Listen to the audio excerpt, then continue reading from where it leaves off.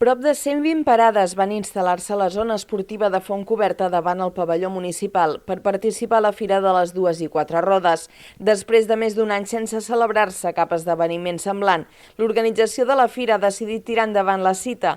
Tot i que normalment es fa el primer cap de setmana de febrer, la pandèmia ha obligat a ajornar la Fira diverses vegades i aquest dissabte passat per fi es va poder tirar endavant. La d'aquest any era la 27a edició de la Fira de les Dues i Quatre Rodes i la participació ha estat una mica més baixa de l'habitual, amb prop de 120 parades. Des de l'organització ho atribueixen a la situació de pandèmia i també al canvi de data.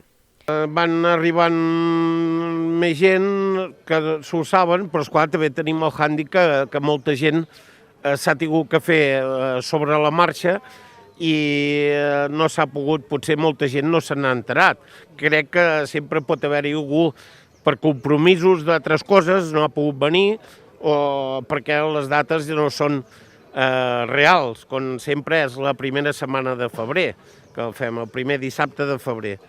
Però bueno, estem contents, la participació ha sigut molt bona, la gent doncs, cada cop veig que té ganes, i com que fot aquest dia tan maco, doncs esperem que hi hagi molt bon públic.